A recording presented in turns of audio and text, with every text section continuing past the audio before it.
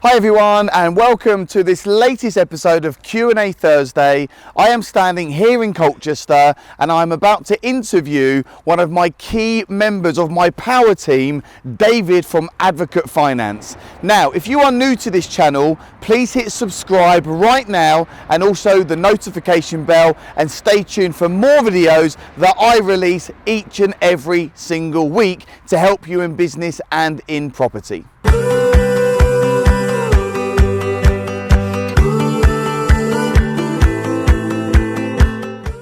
So in the next few moments, I'm going to be interviewing David, and we are going to be doing a deep dive answering all your questions relating to buying a property, what is a mortgage, what's loan to value, the difference between buying in a personal name and limited company. This is going to be an amazing interview and lots of content that you need to know in order to start, scale and grow your property empire.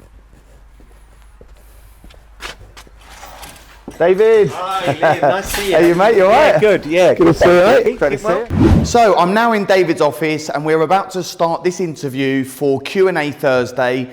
David is an essential part of our power team, and David has really helped us grow our portfolio into the millions and millions of pounds worth of value. David absolutely knows his stuff 100%, and David is going to become a great part of your power team as well. This is going to be an amazing interview, and I'm going to be asking David lots of questions so you understand exactly the entire process in order to buy your first or next property. David, brilliant. Welcome to this latest episode of Q&A Thursday. Lovely to be in your brand new swanky offices. They're looking fantastic, so well done. Thank you. And you are my broker, and we've been working with you now for 4 years, and you've been absolutely fantastic. And we've got a whole bunch of questions that our viewers want to know. You know, new investors, some of our viewers are more experienced investors. So let's start off with question one. What is a broker? What is it that you exactly do? Okay, so Advocate Finance was set up around about 12 years ago. Our client base are property investors and developers. We specialise in that market, and basically we obtain the mortgages, the loans, the funding that they want. We have access to about 105 different lenders. Wow. So we're constantly meeting with those lenders, understanding the new products, the new rates that they have, the criteria. So, but I think the important thing is not just about getting them the money, but it's getting them the funding. It's getting them the right structure in place as well. So we make a big thing about it, that we do actually provide advice.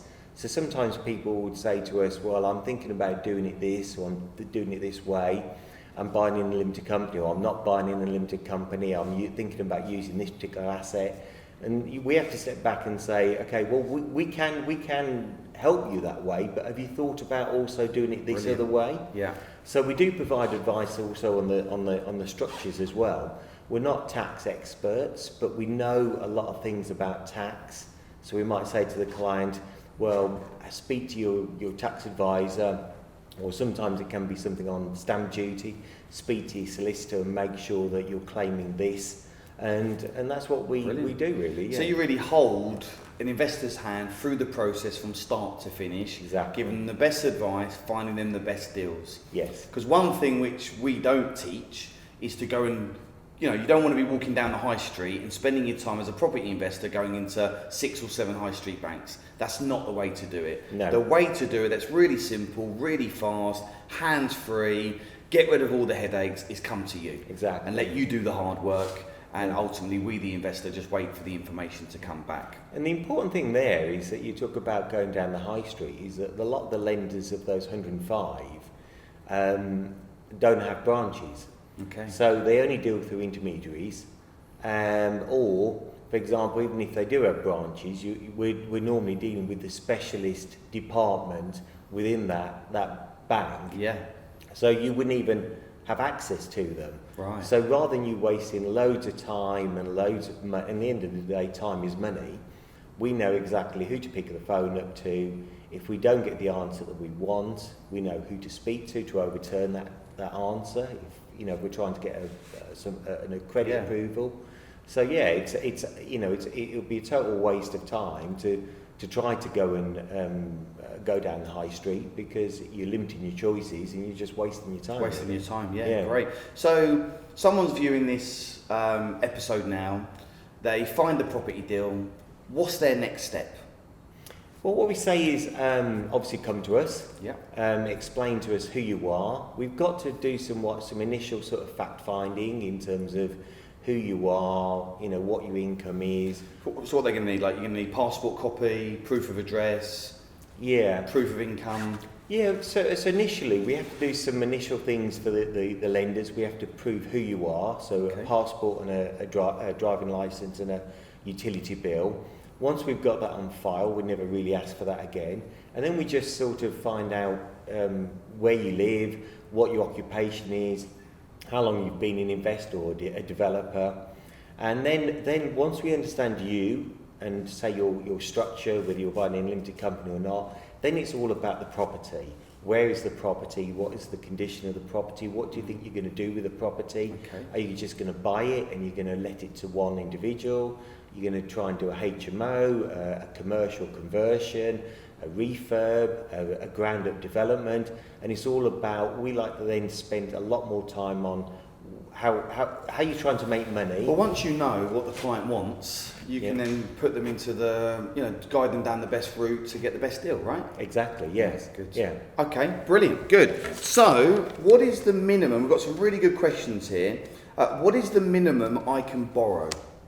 The minimum and maximum LTV, and what does LTV even stand for? Okay, so LTV it's a good question, because we always talk about LTV and it's loan to value. Okay. So what if we take, say, a very simplistic example? Somebody's buying a house for 100,000 or property for 100,000. What is the maximum loan that lender will go to, right? The lenders want some security in that, so they're not going to go to 100%. So they'll typically go to, say, 75% loan to value. So £75,000 of 100,000. Okay. You go along and you put down the 25%. So that's a 75% loan to value. That explains, I suppose, loan to value. But we have lenders who go to 80% loan to value. 85%. Even 85. Kent Reliance. Yeah. We've had many mortgages through you. Kent Reliance, 85% on our HMOs, which is brilliant. Exactly. Only 15% down, which again can be an investor, which can be from an investor if you're doing a joint venture. That's it. And you're going to own the property in a joint limited company, and we'll talk more about that later on. Yeah. But typically, it's the amount of money that the bank's going to give you. Exactly. Okay. But the other thing is important with even higher loan to values is we've actually done 100%. If somebody in the very fortunate positions where people have said, look, I've got this property over here, I've got my residential property, I've got a low loan to value on it, or low mortgage compared to its value, we've actually done 100% mortgages for, say, refurbishment deals. Okay. People want to refurb a property, and they've said to us, how much cash you've got? And they've said, well, I haven't got any cash at the moment, but I've got this asset over here. And we said, okay, the bank will take a first charge on the property you're buying, a second charge on the property that you already own, and we can do 100% financing, do the works, refinance it on a long-term mortgage at 75, 85, whatever percent. But the point is, the initial acquisition, the customers put nothing into the deal. No money down, Yeah. because they've got existing assets. Yeah, exactly. So that's what it's about, getting creative. Exactly. And you're not going to get that from a high street bank for sure. Yeah. No, because they might not even be able to do this second charge. It's a technical word called cross-charge financing, but that particular lender wouldn't even be able to do that. Yeah. So you've got to approach the right lender that does that sort of structure of financing. Okay, brilliant. So another question here, what experience do I need as a new investor to the market? The answer is probably, in certain circumstances, nothing at all. Okay. So we have helped a lot of first-time landlords, first-time people buying at auction. Okay. So the great thing having 105 lenders to go to, some of them have an experience requirement and some don't. So really, it's I mean, what I would say is, look, it's all about what we call relevant experience. We don't want our clients, a first-time person, come to us and say, look, I want to do straight away this massive project, which could be really complex. We can finance them, but what we prefer to do is say, go back, is there somebody that can help you on this project within your group? You can speak to somebody and say, look, there's somebody who, a mentor, whatever, can help you through this program. And I'd feel a lot more comfortable, even if they've got no experience. They could be a first-time landlord who can help them, knowing that there's a mentee at the back of them, or mentor. Yeah, a mentor, someone else that can come in on the company. We've done a situation, I think me, Jay and Mark, on the property 25 Burlington Road in Ipswich, where due to certain situations it made complete sense for me and Jay to come in on that deal, because that gave Shawbrook a lot more confidence in the structure and what we were looking at doing. Exactly. The importance of having mentors, you know, getting the right type of training, having a great mentor, working in collaboration, doing JVs. That's really how you can scale a property business. Exactly. Okay, so this is a great question. Do lenders have a minimum income I need to prove? Again, some lenders do, some lenders don't. So again, having this wide panel of 105 different lenders. But I would say the majority of them now, of the specialist lenders that we use, the commercial lenders, don't have any minimum income. Okay. They will ask you what you earn, but it's all relative to your costs. So, for example, if you've got a high mortgage or loan repayments, you've got to have a decent sort of income. But I've done lots of mortgages where people have said, look, I've got a very low mortgage, I've got no debt, then there's no minimum income. I've got no income. Or very low income. So it depends on the person as well. If you've got a big house, massive mortgage, you drive around in a Ferrari, and then you say you've got no money, alarm bells are going to ring, aren't they? So it's all relevant to the personal situation. And the lenders have got this word where they talk about responsible lending. What they don't want to do is give somebody more money if they feel, if they're in a situation at the moment where they can't pay their debts. Now, again, you know, if they've got that Ferrari, if they've got that low, I've got customers who've got Ferraris, I've got customers who've got massive mortgages, but they've got the income that they can prove to pay it. But then I've got other customers who literally got very low mortgages, no personal commitments, and we have to say to the lenders, they've got maybe even £10,000 a year. You know, it's very, very low. But they can say, well, they can afford their commitments, so it's not a problem. And also, we're not talking about residential mortgages here. We're talking about investment type properties, aren't we? So there's a difference. So what do the lenders look at in terms of an investment type house? What are they looking for? The yield, the rentable income? What do they look for? Yeah, it's a good point. So once you look at the individual and their personal commitments, then it's all about the property. Okay. So it's about, in the case of a property you're going to rent, it's what is the rental income going to be, okay? And all the lenders have got these affordability checks to make sure that if the rent is going to be this high, the mortgage is going to be here. So you're never in a situation where the mortgage is higher than the rent. So you've got all these checks to protect the customer at the end of the day. But on the refurb sides and the conversion sides, where people are converting properties and making a lot of money on those, it's all about the business case. What you're buying it for, how much you're going to spend on it, what you're going to do with it. And so the typical example would be profit margin. Exactly. I'm buying it for 200. I'm going to spend 50 on it, and it's going to be worth 350. And what do lenders typically look for in profit margin? What's the sort of minimum? About 20%. 20%, because they need to make sure if something goes wrong, there's enough margin there to allow for, you know, a dip in the sale price or extra costs. So you say 20%. Yeah, typically. Nice, good. So, can I use a limited company, and does it need accounts? Because more and more people are buying in a limited company. So first of all, why are more people buying in limited companies now, and do you need to use a limited company? Okay. So it's interesting.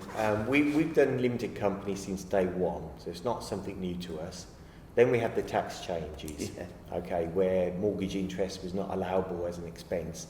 So everybody then is now buying in a limited company, I would probably say 90% of our transactions now are in limited companies, both what we call SPVs or trading limited companies.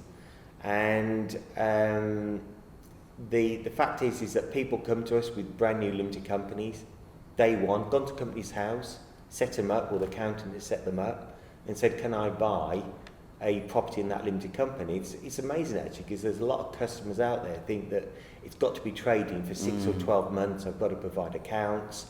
If you went to traditional high street lender, Lloyds Bank, Barclays Bank, they would probably want that. Yeah.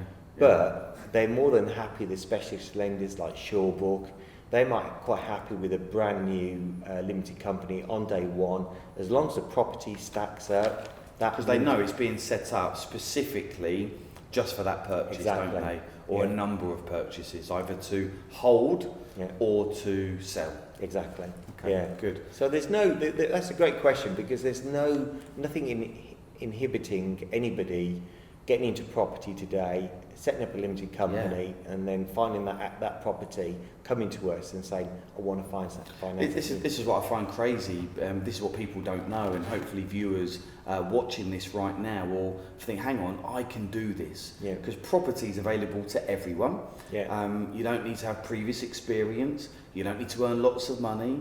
You don't even need to necessarily have the most amazing credit rating, and we'll talk about that again, later on in the show. And you just got to get the right training, have a good power team, find good deals. And if you haven't got money yourself, then use joint venture money and use the bank's money. That's the key thing, finding the good deals. Finding the good deals, the profitable deals. There's loads of them out there. We're seeing customers doing all types of deals. We're financing some fantastic deals, that are out there.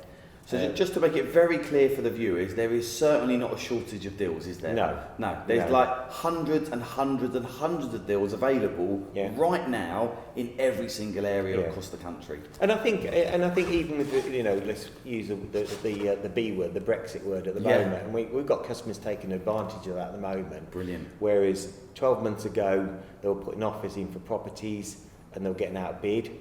Now they're using that as an opportunity, because they're putting offers in for properties and they're getting accepted because nobody else is buying. So they're seeing there's an opportunity to buy now.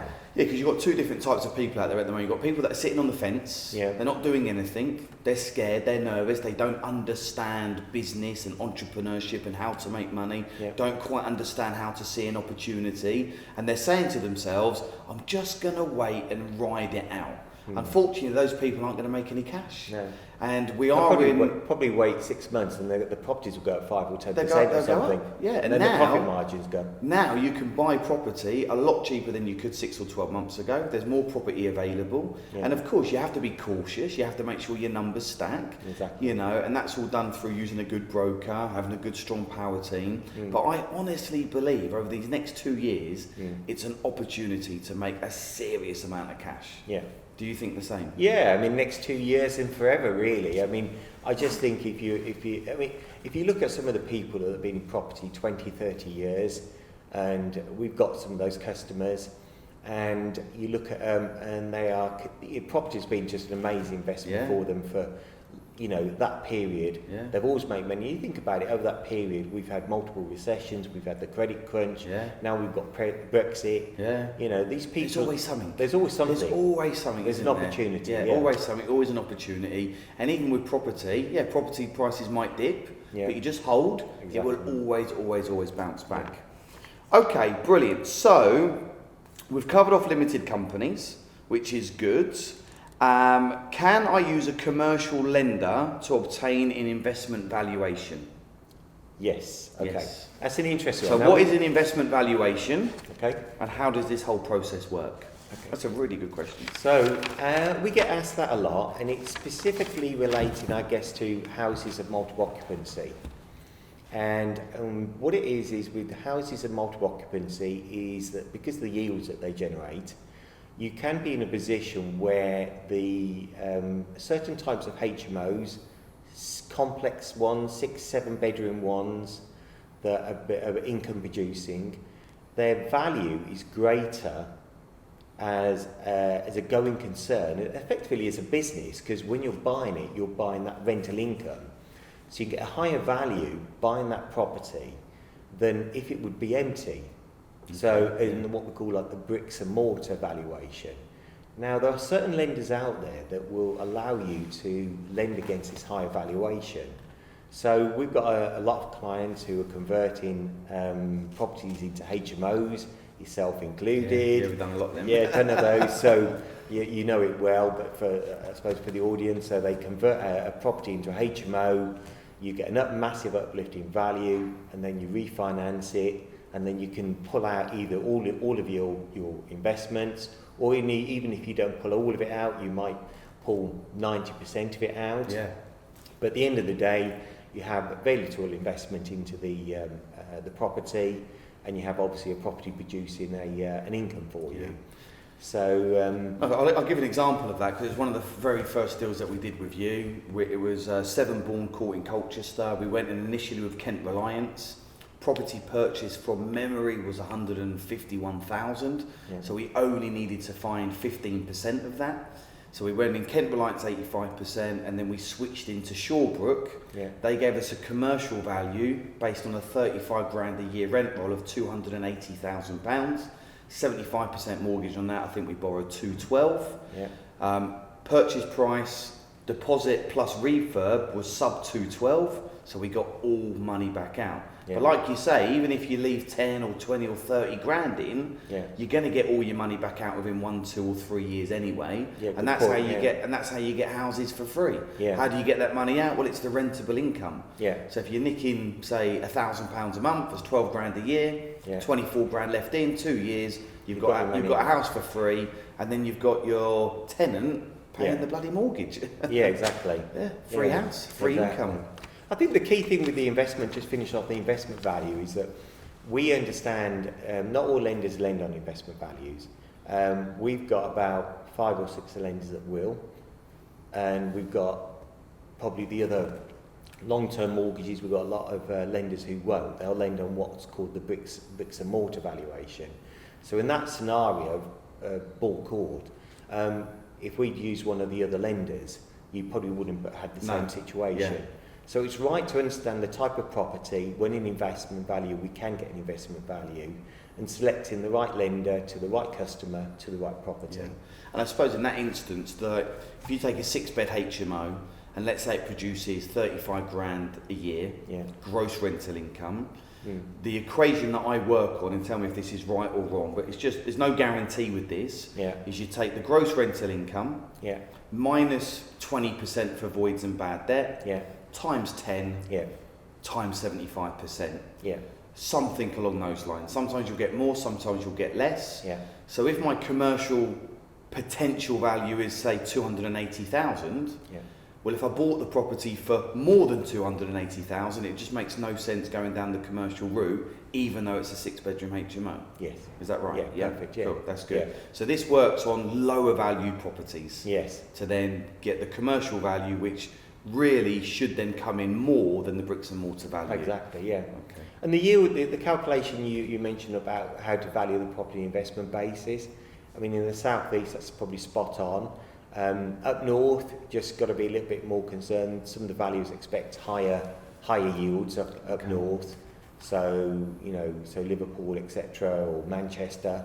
So the investors, I think from an investor's point of view, you're probably expecting, you will get a high yield. But then probably the capital value growth of those properties over a 5 or 10 year period is less than it is in the southeast. So it's really what your investment strategy is. If you want much higher yields, you tend to invest up north. But then I've got customers in Blackburn, etc. They're getting 18-20% yields, but then the capital growth is nowhere near what's happened down in the southeast. That's why I do like where we are here in Essex, because you can still get good price property, and it's a bit of a hybrid. You can get good returns, you get good yields. Yeah, exactly. You know, it's that balance, isn't it? But it just depends what the investor wants. There's just so much opportunity right now across the entire UK. You know, so many of my graduates that have recently come to my property event, the Property Investment Summit, they just come and spend the whole day with me and my business partner Jay, who you know really well. We give them the whole system, the 7-step property freedom formula. You actually work with many of my graduates now. They just learn the system, figure out what's going to be their main strategy, go out there and they start making massive amounts of cash and really creating wealth for their futures. So I hope you're really enjoying this video with David at Advocate Finance. Please now, if you want a question answered or you've got a comment, please put that below this video right now. And please remember to like and also share this video. And stay tuned for more videos every Tuesday, Thursday and Sunday at 7:30 p.m. Okay, that's really good tips. And the question has come in, I want to buy a property at auction. Yeah. How does that work? Because don't you need the money really quick and you might not get the mortgage in principle that quick? And can you use a mortgage when buying a property at auction? Yeah. Like, how does that one work? Yeah, so again, we do a lot of auction purchases. The interesting thing with auctions is depending on the auction contract, but typically speaking, you've got to complete within 20 working days. So now, 20 working days is not a lot of time. No. Now, if you're going to go and use one of our long-term standard mortgage providers, Kent Reliance, Precise Mortgages maybe, Paragon, we can be in a position where if that particular lender is very, very busy, we can suddenly turn around. We can be in positions even today where if we submit an application, we have to wait 5 days for the lender to come back. Now, 5 days out of 20 is a disaster. So when you buy property at auction, you've exchanged contracts, you're legally committed to complete, you've put down a 10% deposit, and it's quite nervous thinking, worrying that you think you've got to complete this in 20 days. If you don't, you lose your deposit and you can be sued. So what we prefer to do is use auction finance basically. Okay. So we've got a couple of lenders and they've got specialist teams. They understand that they have to deliver this finance within 20 working days, so we get an approval within 4 hours. When we submit an application, they look at it straight away. We go to valuations straight away. We instruct the solicitor straight away.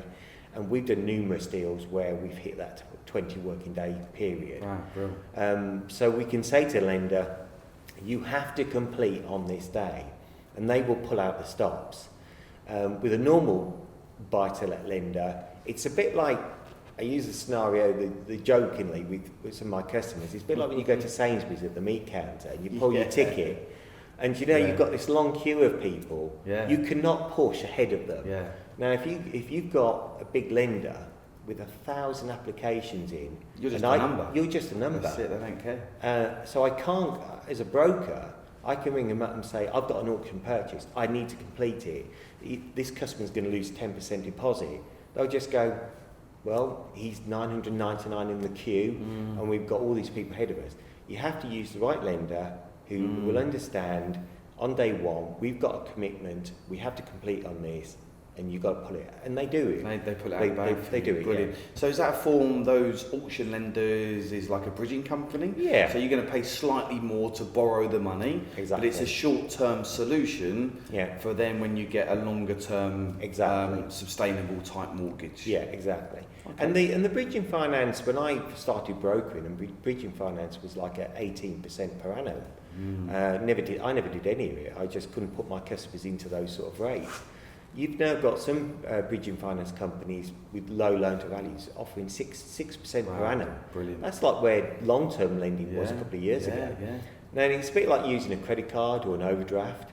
You use it for 2 or 3 months, and that's all you do. And then you buy the property at auction, you do the work, you do the conversion, you refinance it, and lovely. Great way to make money. And again, this is another opportunity because a lot of people are nervous about this, but if you don't know something, you don't know it. And this is why some landlords, they are selling their entire property portfolios because they do not know this is available. No, exactly. They do not know. Yeah. And there's properties coming on the market every single day from existing landlords that want to dump their portfolios. They're crazy. Yeah. So opportunity for all of us. Yeah. Let's have a look. I think we've got one more question. What if someone wants to do a commercial conversion? How can you help them? So they want to buy an office or a shop or a pub and they want to turn that into, say, residential. Yeah. So the commercial, if there's different types of commercial property. A lot of it, there's permitted development rights where you can take certain classes of commercial property and effectively, without planning permission, you can convert them into residential. Lenders love those type of transactions. They realise that they can lend on it and do the customer can do the works and it will turn it into 4 flats or HMO or whatever. They understand that. There's loads of flexibility. On that note, there's probably more flexibility in terms of funding now, schemes, pricing, lenders, than there ever has been since I've been in this market. There's more choices. So the opportunities open up. Yeah. Market's opening up. Yeah. Brilliant. The more difficult ones are where you can't get permitted development that aren't under PDR. So if somebody comes to me with a commercial and I said, is it under permitted development rights? Still find a lender, but what I say to the customer is, don't think of it so much from a lender's point of view. Think of it from your own point of view, which is that if you don't get planning on that property, you're going to be ended up with a property that is a commercial unit and is empty. And there's a lot of empty commercial units because we can all go down our high streets and we find that they're empty. So better scenario is the ones that are under the permitted development rights, and you know that with a little bit of work, reconfiguration, you can get that through. Yeah, it's good. That's what I think. Keep your property purchases simple. Focus on stuff that works. Don't get too greedy. Crunch the numbers. Work with great people, and that's how you make money. Exactly. Good stuff. Yeah. So let's talk about Advocate Finance. Okay. So viewers watching now, how can they get in touch with you? Name, website, email, phone number. What's the process, David? Okay. Great. Well, thank you. Yeah, well, we've got a website, it's advocatefinance.co.uk. We're based in Colchester. But that doesn't, most of our clients are actually not in Colchester or Essex. Okay. We deal with customers all over the country. We're more than happy for them to come and visit us, but we're more happy just dealing over the phone. Yeah. So we've got a Facebook page as well, so you can look at us on Facebook. We're trying to do more content on that. So we've been talking about conversion financing. There's a lot of articles on there now on refurbs, conversions, the products that are out there. And email us. What's your email? It's admin at advocatefinance.co.uk. So if you send it to our admin one, we've got 4 consultants. So if I'm not in the office, somebody can pick it up, and you don't have to wait, 12 hours or 24 hours if I'm not in the office. Great. We look forward to it. And it's a very personal service, isn't it? Pick up the phone anytime, pop down anytime, Skype anytime. Exactly. And that's what I've really found you working with me and Jay and Becky and other members in the team. It's a great service. It's very personal. We can approach you. We can be honest with you about anything that's going on, and you'll go and find us the best solution, which is great. Yeah. And I think the other key thing is that we're only dealing 98% of our customers. Well, 100% of our customers are business people, and probably 98% of them are landlords and developers. So we know exactly what you're talking about. We know what pressures you're under in terms of taxation, delivery, auction purchases. So, and the other key thing I think is that whereas other brokers, you might speak to the advisor to begin with, afterwards, once the advice is given, the deal is then given to a junior member of staff. And that's when, the junior member of staff doesn't know the deal, doesn't know what happened. The person you speak to will deliver that deal from start to finish. Okay, that's good. So you're not halfway through the deal. When it gets to legal, it's fine as if, there's a back office person who's going to ring you up and say, I don't know this deal, Liam, but Jake or Alex or Ben or David has asked me to call you out. we'll ring you up and say, can we have this, Liam? Because we want to move this deal to completion ASAP. Email me to it, email me the documents, and we'll get this brilliant. moving. And one last point, any last words of wisdom, top tips for new or existing property investors out there? Just have the courage, I think, to do it. So we've seen obviously a lot of people who've gone on the training and have the courage. There are deals out there. I suppose use yourself and Jay to sort of. It can be a lonely business. Being a property investor is being self-employed. Can get lonely. You're not sure whether you're going down the right route, but have the courage. The deals are out there. Use your expertise to cost them. Yeah. And then if you and Jay say they're good deals, come to us. Yeah. Present us the business case. Yeah, cool. And then we'll find you the finance. Nice. Good. Easy. Brilliant. Right. David, absolute pleasure. Love that. All right, thanks very much, mate. Yeah. Good.